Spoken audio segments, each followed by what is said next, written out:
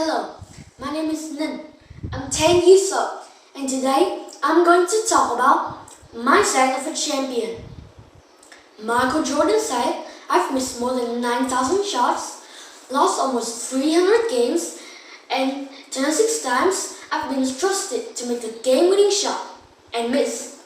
I failed over and over and over again, and that's what succeed." Michael Jordan is one of the most famous basketball players in the world, though he was not always a star. He didn't make his high school basketball team because he was too short and wasn't good enough. But instead, he had a mindset to continue and became better. He practices each day after people were even out of bed.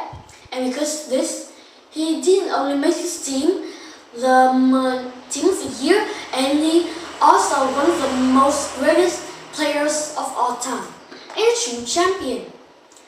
And my question that comes from mind is, can we all learn to have a mindset of a champion? A mindset is a word describing how we think. There are two types of mindsets. One, a growth mindset, and two, a fixed mindset. A growth mindset is a word that describes that they can learn to be good. They can learn to get better. They are not afraid of challenges, and they know that they have put effort into learn, and they learn from criticism. They are also inspired by people who do well. Michael Jordan has his strength. Though another person has a growth mindset is The Rock, Dwayne Johnson. He was cut from the Canadian Football League earlier in his career. He could have quit, but instead, he has a mindset to continue and get better.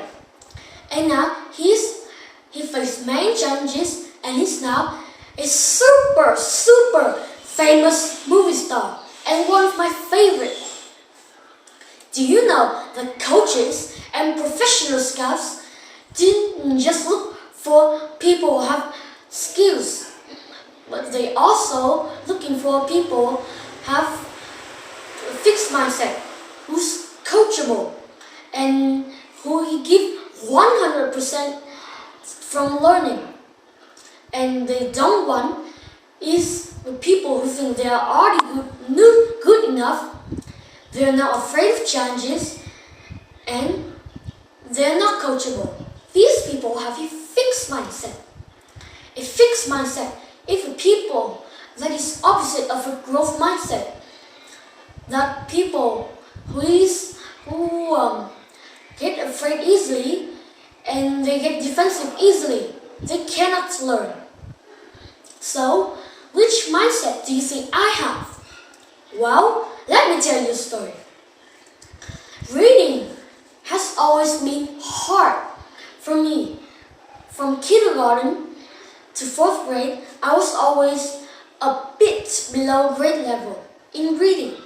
So each night, I always read a lot for my parents to try to get better. This is always the worst part of my day. And in reading, I of course make mistakes. Misread words that weren't there, miss words that were there, and miss punctuation. Normal. But what if my mom or dad trying to correct me? I'll get upset. I told them that they were wrong, and sometimes I even have a meltdown. This happens to my friends and teachers and other subjects and activities too. And I thought that when the teacher was teaching, it should come to me easy. Well, guess what? Some of the things I was learning or reading were not easy. I would get upset. Negative thoughts came to my mind. You suck. You can't do anything. This should be so easy. Suddenly, I felt tears coming down my face in front of my friends and teachers too. And my head saying, no, please no. I could no longer control my emotions. And this is where the real problem begins, you see. I lose control of my emotions, I stop listening and I stop thinking. And and I became difficult to those who's around me. And this is not healthy. And I want you to know why I was this way, and my emotions were so strong. Well, this year in 5th grade, this is the first year I was able to answer these questions. I learned what a growth mindset and a fixed mindset are, and learning how to change my fixed mindset into a growth mindset, and having a mindset of a champion. Well, maybe not a champion like Michael Jordan, but a champion in our own way. We just need to put our little effort to make it better. My dad and I read this book called Mindsets, written by Carol Dweck.